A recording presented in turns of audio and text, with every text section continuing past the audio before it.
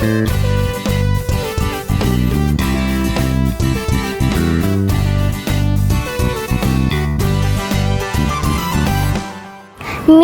Әділия Захарова, Мәскеу районы 207-ші балалар бақшасынан. Біздің бақша Ғалимжан Ибрахимов ромда орнашқан.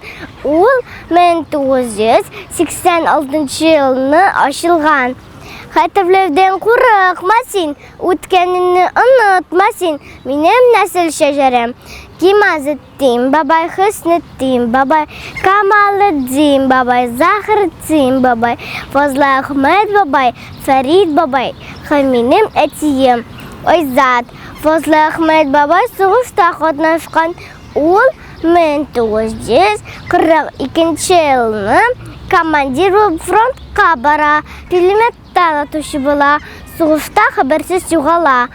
Әтием Ойзат Ақтанов районында туған. Әнем білін әтием мені татар халқының биік қызы Әлфия Авзалова білен таныштырдылар. Біз біргелеп ана жырларын тыңладық. Көк капусы бірге бір бізге де тәңір ашты. Ендірді Ақтанышқа ол. Ең мол сандығашыны деп яза шағыр Роберт Ахмеджанов. Мен Әлфия Авзалованың татар халқының биік қызы екенін анладым. Нәби Дәуле, ана таушы. Поездар келе вокзалға, поездар келе.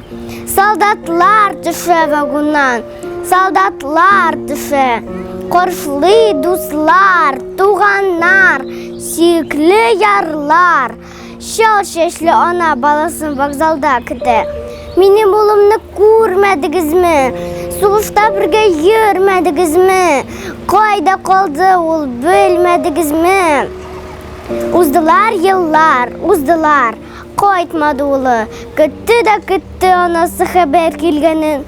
Мүлдіреп ақты яшлары соңғы мәртебе ақырында айтты сөзлерін. Менің болымны көрмәдігізмі? Соғышта бірге ермәдігізмі? Қайда қалды ол бөлмәдігізмі? Қойнар ұйға қалғанар ауыр тұнықта. Өләннер үсем ойып хабар үстінде.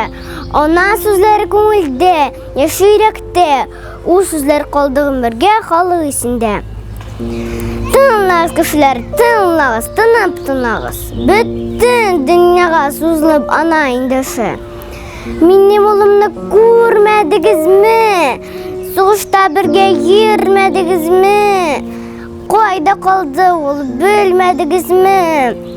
Ол сөзлер ерейтілерде, елден елерге, ертартларға тоқталып зарын елеші.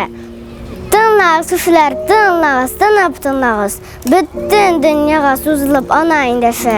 Менің олымны көрмәдігізмі? Соғышта бірге ермәдігізмі? Қайда қалды ол бөлмәдігізмі?